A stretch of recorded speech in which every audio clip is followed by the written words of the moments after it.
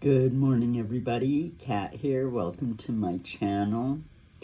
Well, in the midst of all the rumor, scuttlebutt, and speculation over Princess Catherine's condition, even her whereabouts, we're going to look at some real scandals that are besetting the royal family right now.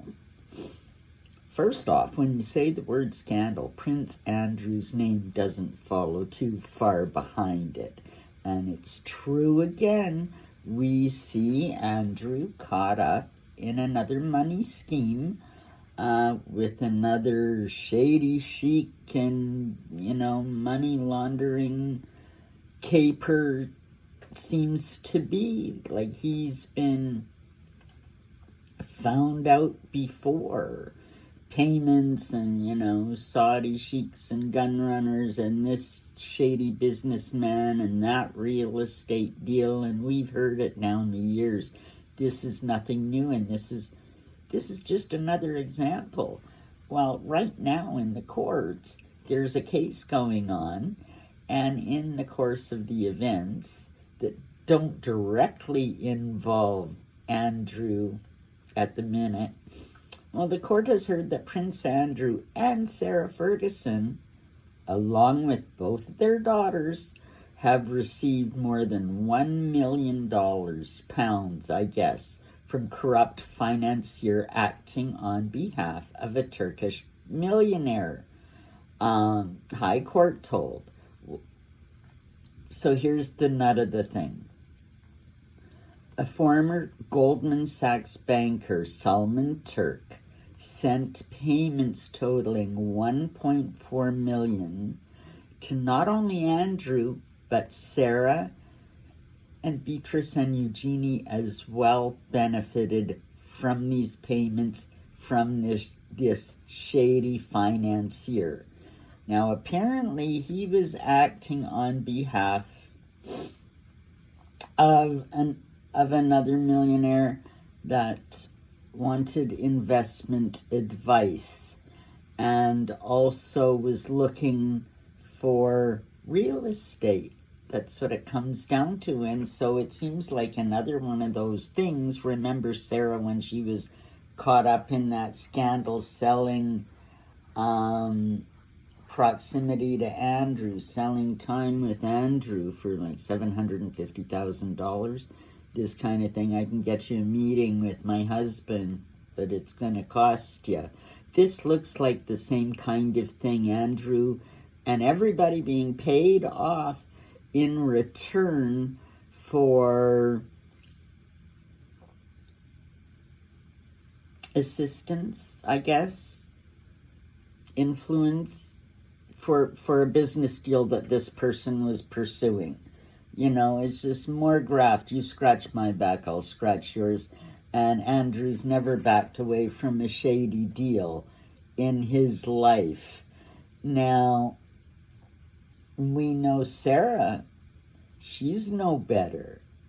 We know that she accepted over $75,000 of a loan from Jeffrey Epstein, when on the while, her and Andrew were claiming that, he was just like a friend of a friend. He wasn't really what they would call a good friend. Well, does somebody you barely know, your friends plus one, just give you $75,000? Come on. Yeah, and in this business deal now, even Beatrice and Eugenie benefited from this shady money deal. They were given payments as well. Let me scroll down a little bit. Now, Miss Isbilin is the one that hired Turk, the former Goldman Sachs banker, to do some investing for her and to transfer her assets out of Turkey. And now she alleges that he tricked her into making one payment of $750,000 to the Duke after claiming the royals had helped to secure her a passport. Now, we don't know if Andrew actually did, or if this Turk guy, as a friend of Andrew's, is just shady and making stuff up. I mean, everything with Andrew is shady, and you'll never get to the bottom of that, even in this court case. Now, the court heard that Turk claimed the money was, quote, a gift to the Duke of York on his daughter's wedding, which had been approved by Isbilin. Now, the money was paid several months before the wedding of Princess Beatrice to Eduardo Mozzi in July of 2020. The money, however, now it says that the Duke repaid the money in 2021 after Isbilin's lawyers wrote to him about his relationship with Turk. And here's another thing, like they're saying, we don't really know what their relationship is, just like Andrew said, well, I don't really, Epstein's not really a friend. I wouldn't call him a friend, same kind of thing. Now, the court was also told that in December of 2019, a company based in London, which is connected to Turk, paid $170,000 to Andrew over the course of a week. The court was told another invoice showed a payment of $212,676.56. Pounds, I guess that would be, sorry. Now, what is the relationship? Well, the Duchess of York wrote to Turk in October 2019 to thank him, saying, quote, Dear Selman, I am Sarah, the friend of Tarek. You have been incredibly kind and supportive, and I wish to honor your support and care. Would you be so kind to help, and I would be delighted to invite you and Mrs. Turk to dinner at Royal Lodge. So this guy, shady financier, is finding ways to funnel money to the Yorks.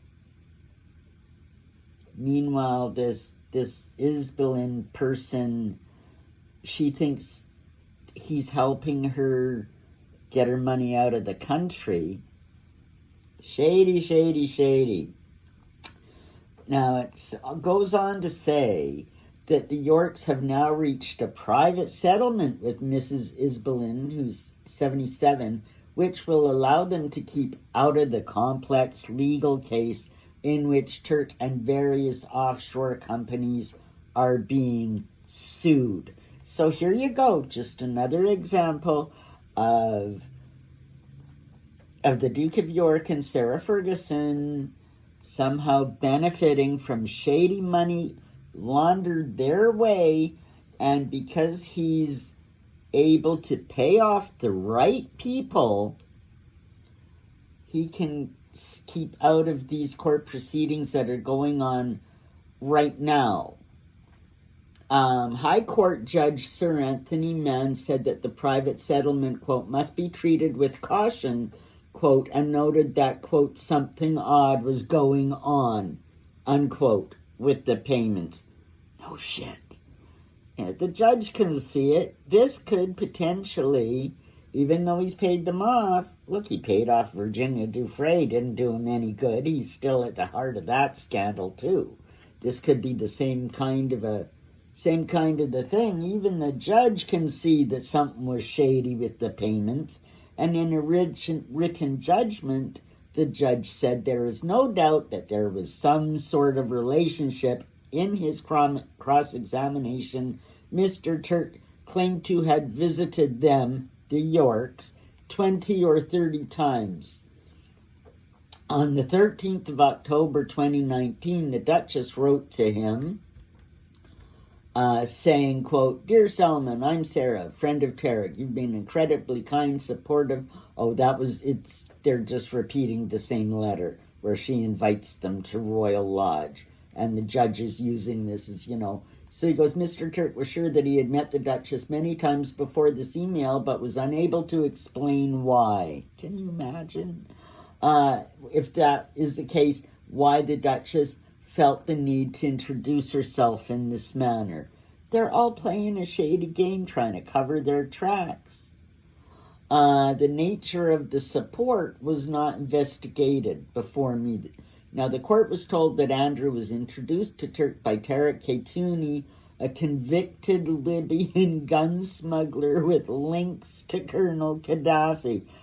This is Andrew's circle of friends, folks. Lawyers for Mrs. Isbelin argued that some of the payments were, quote, part of a scheme between Tarek Ketouni, a convicted Libyan gun smuggler, and to Turk to get money to the Duke of York. This is what the court is hearing. The nature of the relationship between Andrew, the Duchess, and the Turk, or the reason he gave them money, is unclear. However, it's not alleged that the Yorks were aware the money may have been stolen. They're not accused of any wrongdoing. Plausible deniability and position.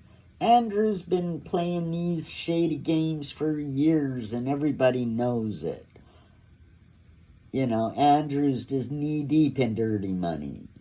However, it's not alleged that the Yorks were aware the money may have been stolen. They're not accused of any wrongdoing.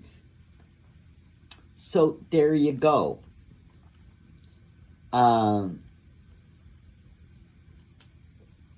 Another big scandal for Andrew, his name in another court case.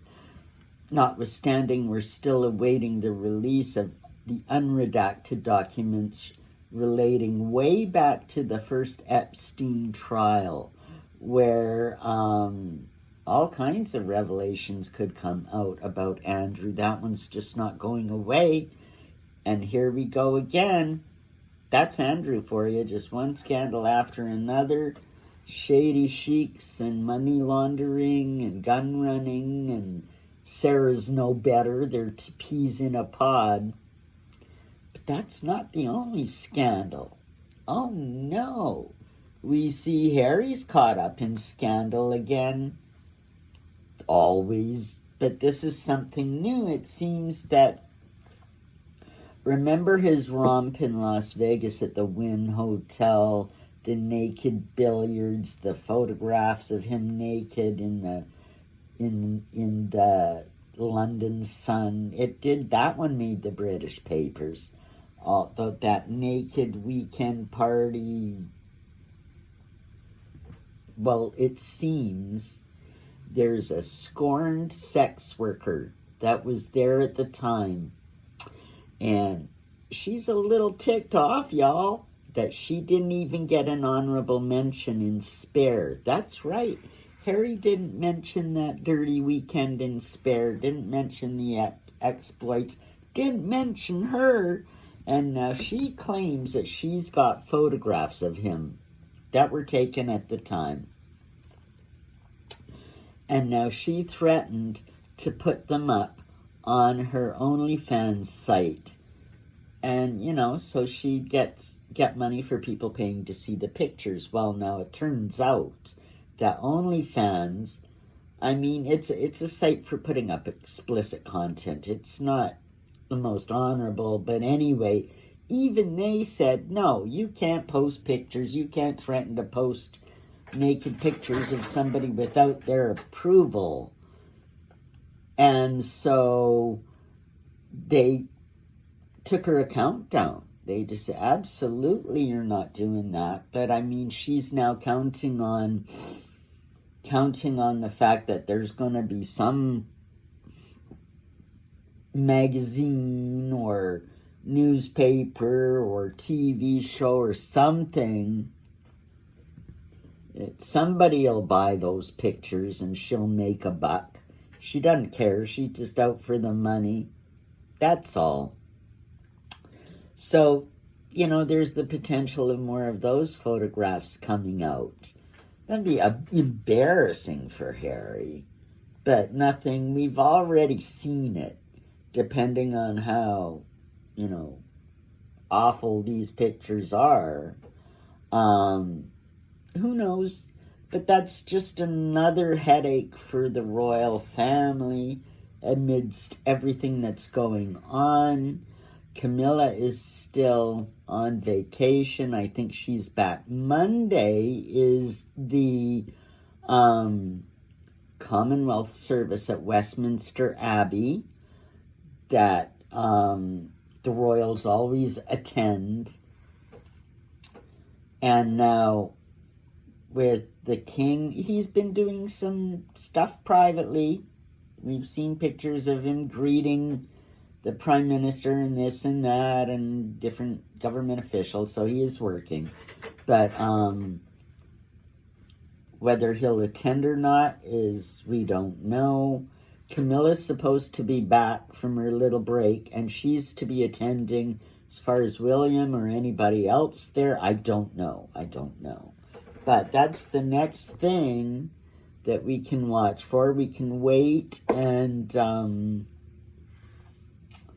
see if we get any more Kate news. Of course, we had that staged photograph that I don't think went over very well. It didn't fool many. It only added more fuel to the fire as far as I'm concerned, with the uptick of speculation. So we'll see what happens. But things aren't looking too good for Andrew. Scandal follows him everywhere, and now it's mounting. Here's just yet another one where, even though it looks like he's going to be able to skate any responsibility from this Saudi money laundering case that Isbelin has brought against Turk, he's still being mentioned. He's still at the core of the damn thing. Like, he got her money. Turk took Isbelin's money and somehow it landed in Andrew's pocket. And nobody knows why. But, there's no reason to, even though the judge thinks it looks shady, Andrew's going to skate on this one. There you go. It's pretty good to be royal, isn't it? Well, have a great day, everybody. We'll talk to you later. Like, subscribe, leave me a comment. I want to know what you're thinking. And we'll see you in the next one. Bye for now.